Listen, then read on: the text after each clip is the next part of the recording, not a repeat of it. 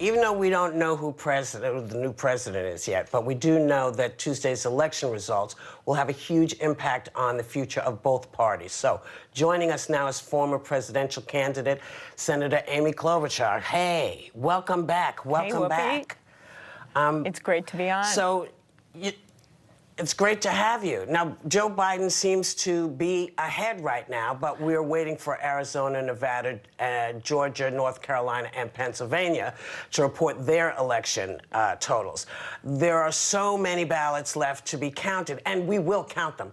How are you feeling about the state of the race? I'm feeling really, really good about it, and I've really liked how Joe Biden has handled it since election night, calmly. Even though a lot of us don't feel calm, he has been calm. He's shown leadership, and he's basically said, I'm sick of the red and blue states. I'm going to be a president for all of America. And I think it gives us a good insight into how he is going to govern, and that's what we need right now. I'm also really buoyed by the fact that we have the possibility of winning Georgia right now, which I think no one expected. There's like 40,000 some votes. Arizona, which I believe we're going to hang on to the lead there. It just bolsters that argument. And then, of course, Pennsylvania, there's so many votes that haven't been counted, and we predicted this. For anyone watching out there that thinks, what is going on? It's transparent. These are Republican governors in Arizona and Georgia, Democratic governor in Pennsylvania. Doesn't matter. People are counting the votes, and they're doing it like a democracy is supposed to work. And no matter what Donald Trump says, people have to understand we predicted this from the beginning. Pennsylvania and Wisconsin didn't start counting till Election Day. They've always done that, and it's okay that we don't know the results in every state. And Senator, kudos to Stacey Abrams for taking her devastating loss and turning that into mobilization and getting out the vote in Georgia and making sure that people were registered and got out there. But I want to ask you this. President Trump has signaled that he will not accept the results of this election, and his campaign is now suing, I think, Michigan, Pennsylvania, and Georgia, and demanding also a recount, right, in Wisconsin. Do these lawsuits have any merit in your view? And how do you think your Republican colleagues like Mitch McConnell will respond to them? First of all, I don't think they have merit. I love the Wisconsin story because when Donald Trump won in 2016, it was by about the same margin, and he sure wasn't saying they should stop counting the votes back then. You have Scott Walker, the former Republican governor of Wisconsin, basically saying it's futile to bring this lawsuit in Wisconsin. You have Mitch McConnell saying that all the votes should be counted. Those were his words, not mine.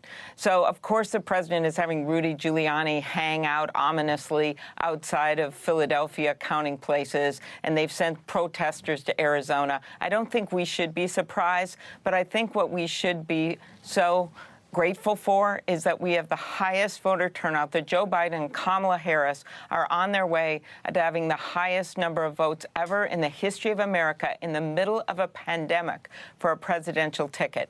I think that means a lot for this country as we move forward. Indeed. Indeed, it does. And you mentioned Mitch McConnell. I'll throw in Lindsey Graham there, too, because they both won their Senate seats after being, Trump sycophants and enablers, as far as I could tell. So that clearly worked for them. They didn't go up against him at all, and it worked for them. So I guess that so what do you say about Trumpism then? It seems to be something that's going to be with us for a while. We're going to have to exorcise it somehow. I think it's going to be on all of us. It's going to be very strange for a lot of Americans to wake up every morning and not have a mean tweet and not have the drama and be able to have your kids watch the president on TV, whether you agree with everything he says or not, to have an African-American vice president. This is all in our future. And so I think part of this is just stepping back and realizing, as your discussion earlier showed us, there's still a lot of problems in America. There's still racism in America, as Sunny pointed out. But as Sarah pointed out, there's a lot of hopes and dreams of people that have been put on hold because of this pandemic. And one of Joe Biden's burdens, because it was not easy, was to say, look, we've got to do some tough things here. Yeah, you've got to wear masks. Despite how much the president mocked him, he certainly ended up being right. You have to sit 6 feet apart. All of those safety measures that aren't easy, that we know are going to work. And at the same time, he had to make the economic argument. And sure, for some people out there, some of that got lost because the president owned the White House. And that's the last thing I'll say, and then take another. You know, there's a huge advantage when you're in the White House. Only 3 times before this has a challenger presidential candidate beaten an incumbent. And no one has used the White House like Trump.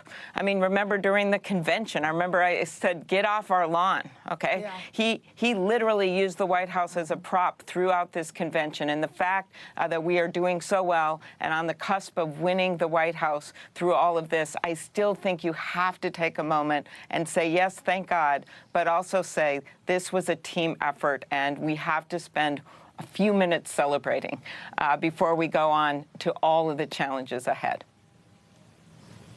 Right. First, Sarah.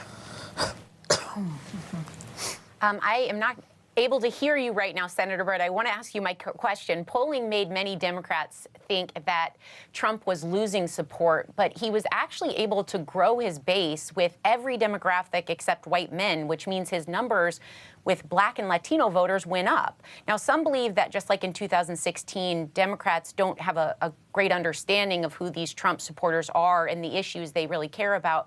How can the party do a better job at understanding the issues that are dividing us? Well, clearly there's work to be done.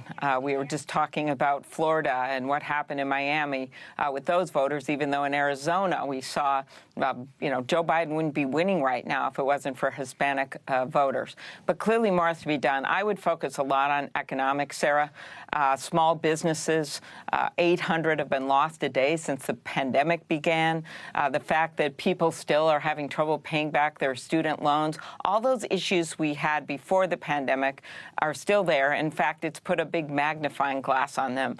Child care. It's been really hard. And it's hard then in the middle of this coronavirus to have people here, well, yeah, we've got to get this coronavirus under control first and then move on. We're going to have to do both things at once. And while we may not be running the U.S. Senate, which I don't rule out, we've got it looks like possibly 2 recounts in Georgia, and have already our 1 seat up here with what's been happening, and 2, when you add in Mr. Kelly, who's going to be a great senator from the state of Arizona, and Hickenlooper, we have got to focus on the economics for people in their everyday lives, as well as their health care, as well as immigration reform, so many of these issues. And I'm just excited to get back to work.